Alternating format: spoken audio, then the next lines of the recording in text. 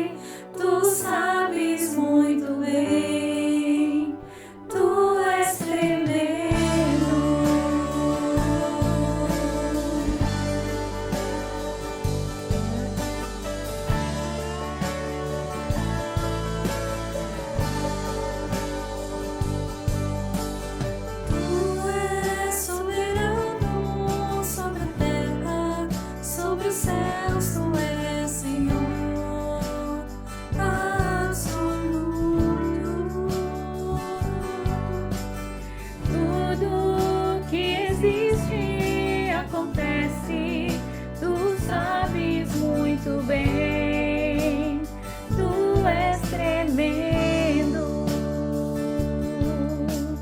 e apesar dessa glória que tens, tu te importas comigo também, e este amor tão grande eleva-me, amarra-me a ti. Tu és tremendo,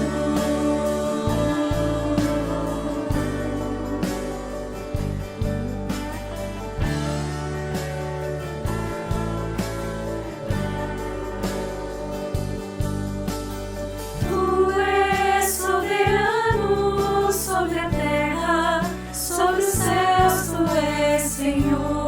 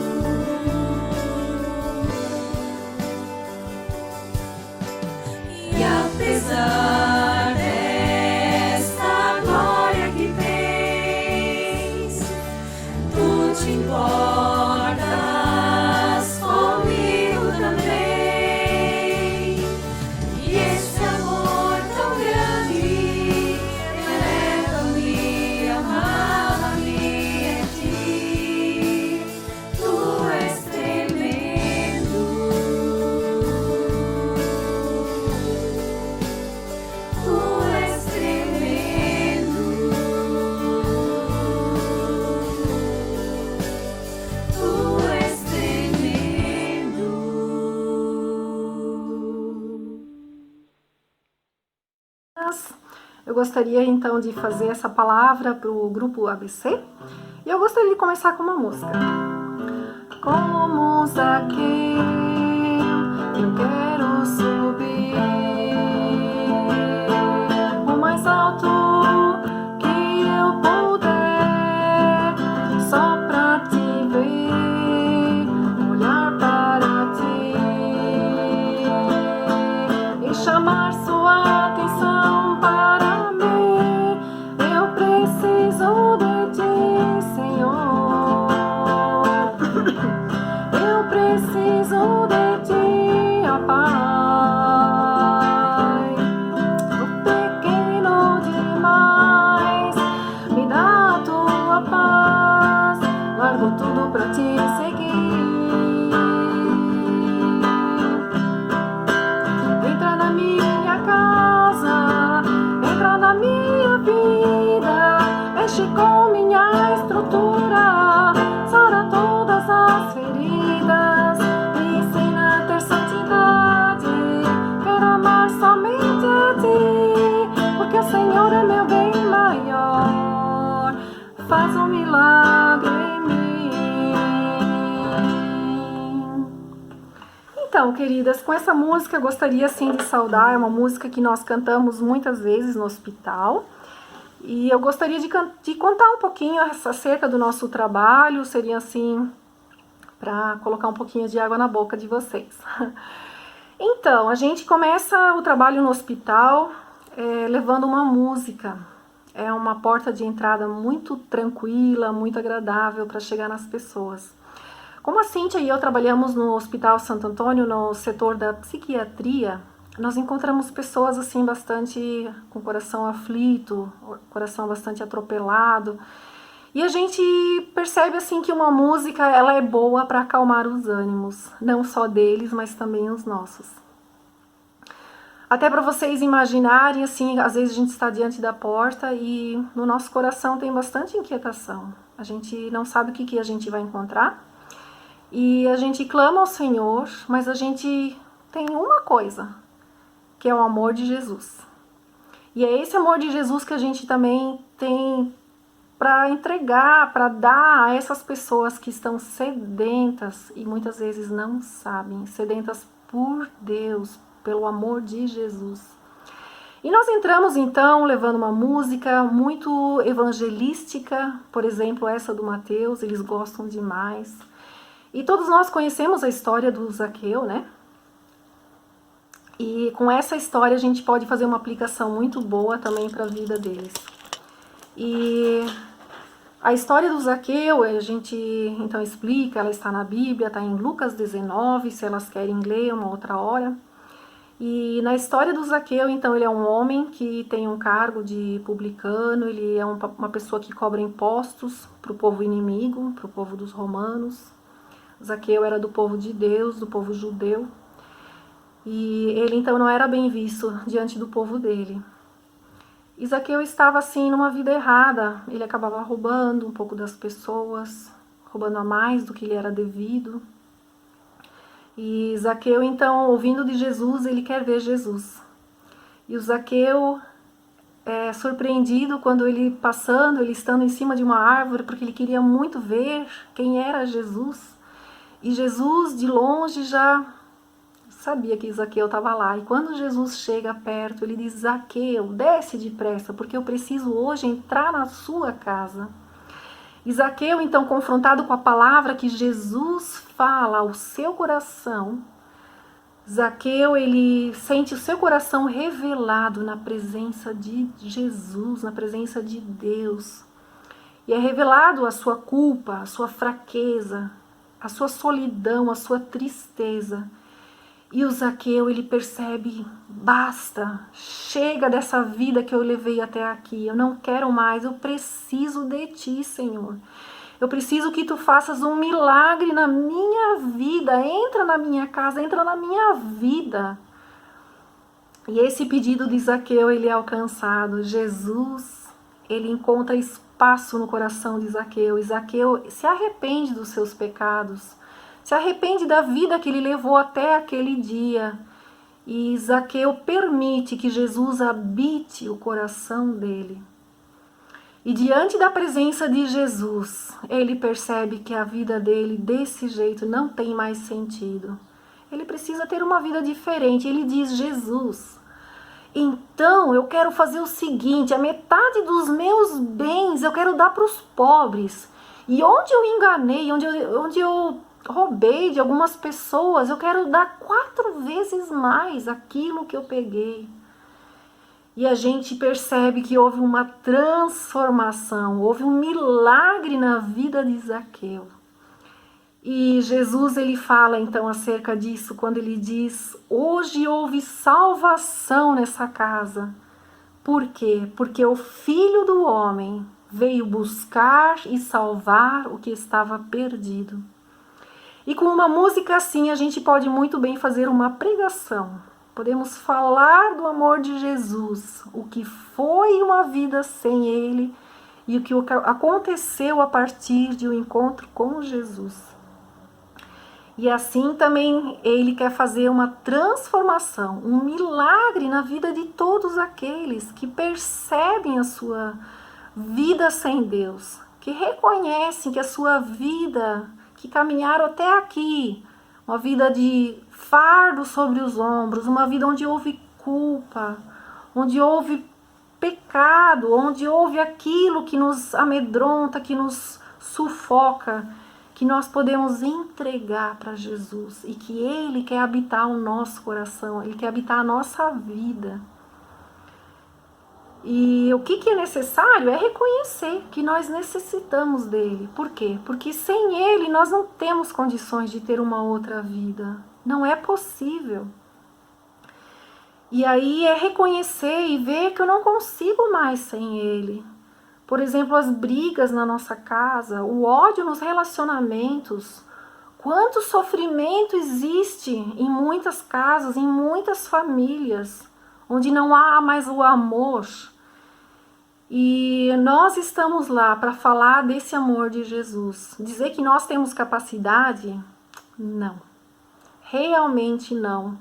O incrível é que Deus chama aqueles que são fracos para mostrar a sua força, a força de Deus. E isso nós temos experimentado. É a obediência ao chamado de Jesus. Não é porque nós temos capacidade, mas nós temos o seu amor para transmitir. E vivendo nessa dependência intensa de Jesus, nós percebemos que nós podemos levar esse amor dele.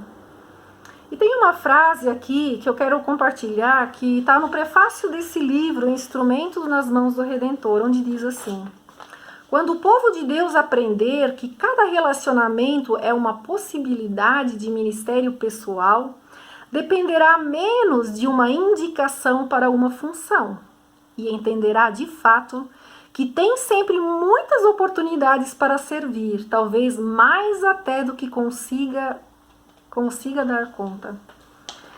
Então, eu percebi que às vezes tem pessoas que perguntam assim: puxa, eu nunca tive espaço ainda para servir a Deus, na igreja ninguém me chama para trabalhar aqui ou ali. E esse livro, ele quer nos chamar ao serviço ao Senhor. E não importa onde é que é isso.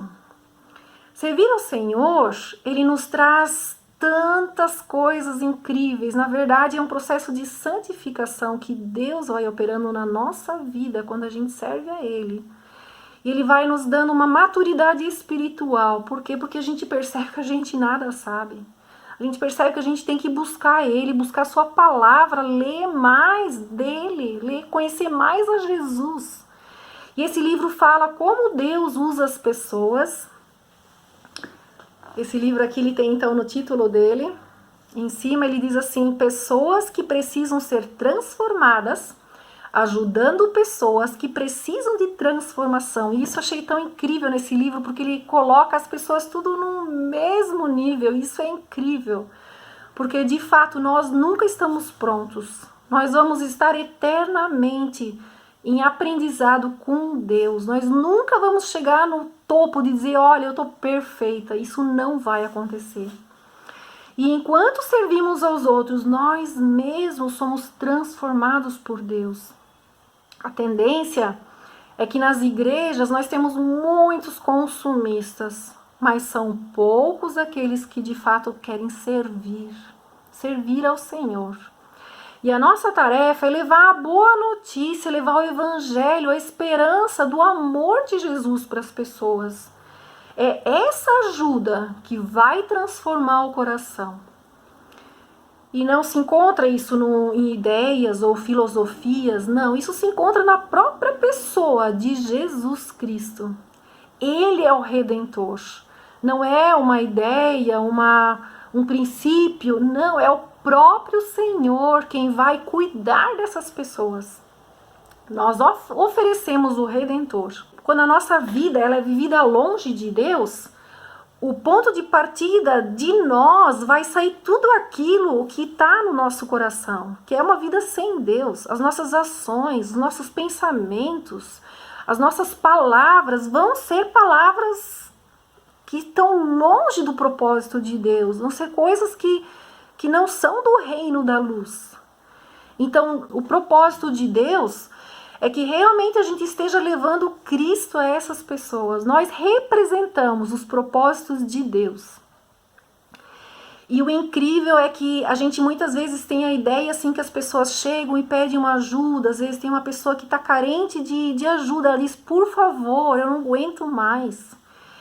E o que a gente percebe na vida dessa pessoa é que muitas vezes ela tem o desejo de que aquela situação se resolva, de que aquela pessoa que está dando problema para ela, que seja tirada da vida dela, ou que aquele problema que é tão grande, ele seja solucionado daquilo que não existe mais na vida dela.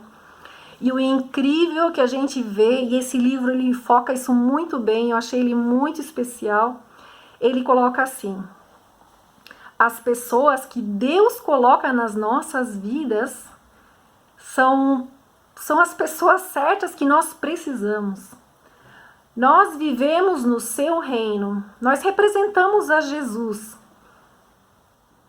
E Deus coloca exatamente as pessoas de que nós necessitamos para que o processo de mudança de Deus aconteça no nosso coração. Isso significa que a gente tenha um sim para os caminhos de Deus. E ali não importa onde Deus me colocou, na minha casa, na minha família, com o meu pai, com a minha mãe, com o meu filho, com o meu marido, ou com o meu amigo, com o meu vizinho. É ali, nessa situação, que o Senhor quer trabalhar na minha vida. Deus quer transformar o meu coração, Ele não quer tirar aquela pessoa. É nessas circunstâncias que Ele opera. E essa é a soberania de Deus, que Deus exatamente precisa usar essa situação. Então nós não precisamos procurar muito longe, não. Deus colocou isso diante dos meus pés, a tarefa que eu tenho para esse dia. E é incrível porque as pessoas às vezes elas não gostam de conflitos nas suas vidas, né? Eu quero ler aqui o que o livro fala, um pensamento muito especial. Pensamos que a vida é nossa e estamos mais comprometidos com os propósitos de nossos reinos do que com o reino de Deus. Precisamos reconhecer que as pessoas em nosso caminho foram enviadas pelo sábio e soberano Rei. Ele nunca erra o endereço e sempre escolhe o momento exato para expor nosso coração e encaminhá-los aos dele. Também nós, e aí a gente poderia se perguntar, nós vamos ser, então, como embaixadores de Deus. Embaixadores. O que seria ser um embaixador? Embaixador é alguém que está representando a presença de uma pessoa que não está fisicamente lá. E nós, como embaixadores, nós podemos estar representando tudo o que Deus pensa e o que o Deus quer. Nós não estamos representando a nós mesmos. Tem uma palavra muito linda que está em 2 Coríntios 5, 17 ao 21. E ele diz assim: ora, tudo provém de Deus que nos reconciliou consigo mesmo por meio de Cristo e nos deu o ministério da reconciliação, a saber, que Deus estava em Cristo, reconciliando consigo o mundo, não imputando aos homens as suas transgressões. Agora, e nos confiou a palavra da reconciliação, de sorte que somos embaixadores do nome de Cristo. como se Deus exortasse por nosso intermédio. Aquele que não conheceu o pecado, ele o fez pecado por nós, para que nele fôssemos feitos justiça de Deus. E aqui vem o incrível que nós podemos ser embaixadores. Quando servimos ao Senhor, nós estamos lá representando a Deus. Representando aquilo que Deus gostaria de estar fazendo nas pessoas, Ele pode nos usar. E viver como embaixador é ser um instrumento de Deus, um instrumento de mudança na vida de outras pessoas. Por exemplo, aparece um mau fruto na vida de uma amiga nossa e ela clama por ajuda. O desânimo paralisante ou, por exemplo, um relacionamento numa crise. E o alvo que nós temos é que Deus use nessa pessoa a minha vida para produzir a colheita de bons frutos. E isso é um privilégio. Você vai perceber que as pessoas, elas querem muitas vezes mudança da situação, mas elas raramente têm o alvo de querer o seu próprio coração mudado. Sempre as pessoas acham que é as coisas que precisam mudar. E o alvo é que a gente consiga fazer a pessoa entender que é o coração que precisa ser examinado na luz de Deus. Isso é o primeiro passo. E o segundo é seguir o exemplo de Jesus. Como aquele livro, né? Em seus passos, o que faria Jesus? De a gente ter essa mentalidade. O que Jesus faria no meu lugar? E temos 4 maneiras, então, de poder ajudar uma pessoa. São 4 princípios que eu gostaria de citar. Amar, conhecer, falar e fazer. Amar. Em primeiro lugar, Deus tanto nos amou que o princípio do amor está em Deus, que Ele mandou o seu Filho Jesus. E por causa desse grande amor também nós podemos amar. E é só num relacionamento de amor que é possível haver qualquer relacionamento de amizade e de confiança. Por quê? Porque o princípio, Deus quer que nós sejamos cada vez mais semelhantes a Ele. E é isso o princípio desse trabalhar no coração da pessoa. Que também essas virtudes sejam cada vez mais de Deus. É nesse ambiente que pode haver uma transformação. Em segundo, conhecer. Nós temos a tendência de achar que a gente conhece bem as pessoas. Porque a gente sabe onde trabalha, sabe quem é o seu marido, sabe onde é que mora, já foi na casa dela, já conversamos, mas isso ainda de fato não é conhecer. Conhecer é algo que vai além da superficialidade. Por exemplo, é conhecer as crenças, os alvos, os sonhos, os valores e os desejos do coração. Isso é conhecer alguém, aquilo que está profundo, no escondido da gente. E Jesus viveu nesse mundo 33 anos de vida para que ele pudesse passar por todas as situações possíveis.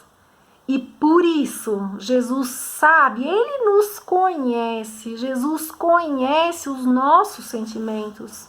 Ele conhece o que é viver como ser humano, o que é estar com medo. Jesus conhece todos os sentimentos possíveis.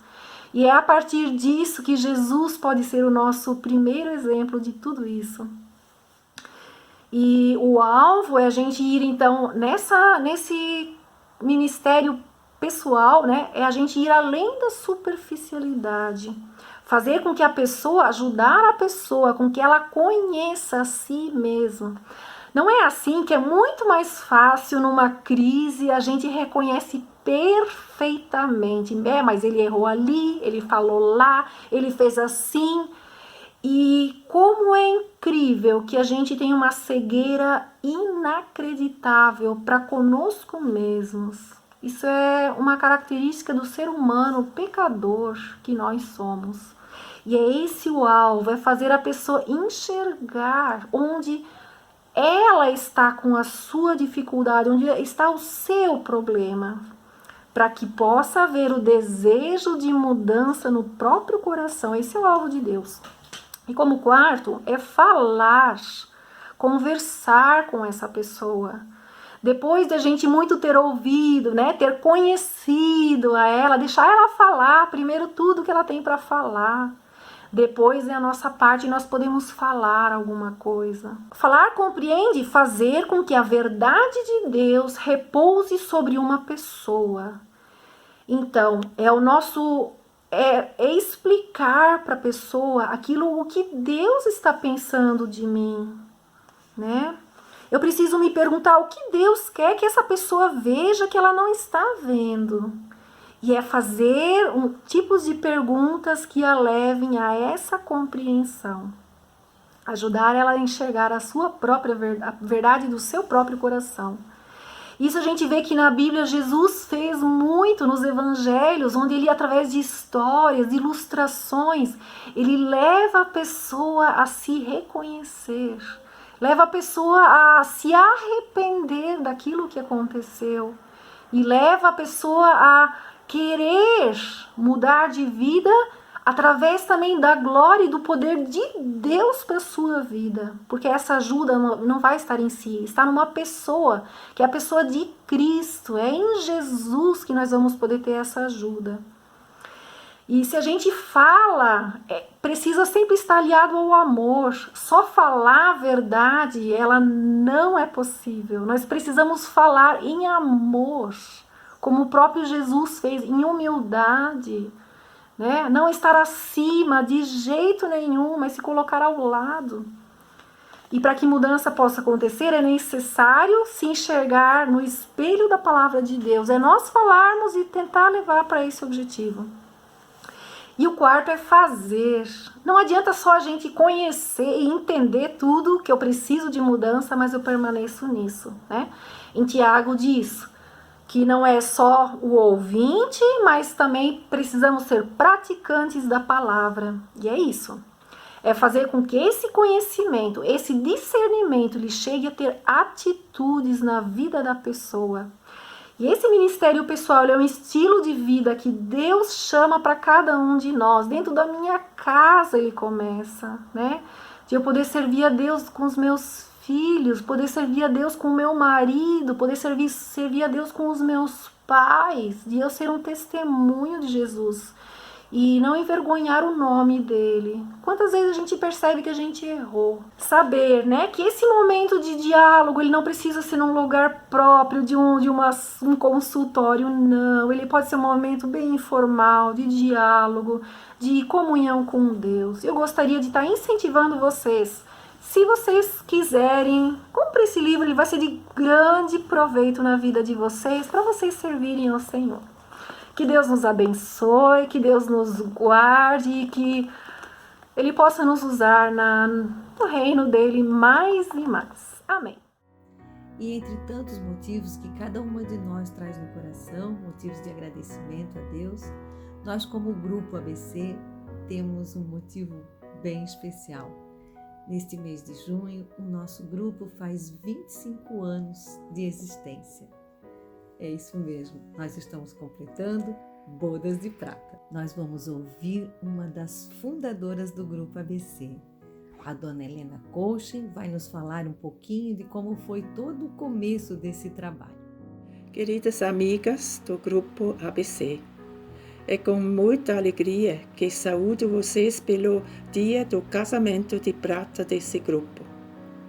Como ele surgiu? Foi a dica do meu marido Werner. Ele disse que a gente deveria fazer uma reunião com aquelas mulheres que precisam trabalhar fora de casa e não podem participar de um grupo à tarde. Com muita oração e tremor, comecei então com a valiosa ajuda da Mariane Embrich. No primeiro encontro no Hotel Glória, no dia 7 de junho de 1995, vieram 30 mulheres bem animadas. Mariane fez a saudação e eu uma pequena devoção. Expliquei a razão desse grupo, que nós nos queremos apoiar e estudar juntos a Bíblia, orar uma pelas outras e alcançar ainda outras mulheres. Por isso a gente escolheu um lugar neutro. Falávamos sobre amizades, por exemplo, Ruth e Noemi e Jonatas e Davi. Amiga é uma mulher em qual posso confiar e que sabe calar também. Ela me ama e vice-versa, apesar de conhecer meus pontos fracos. Ela me anima, encoraja e corrige em amor. Em Siraque 6, versículo 15, está escrito: uma verdadeira amiga não dá para pagar com dinheiro. Então vamos cuidar desse grupo adiante e realmente fazer amizades e ser uma amiga. E desejo tudo de bom para vocês, as bênçãos do nosso melhor amigo Jesus adiante também.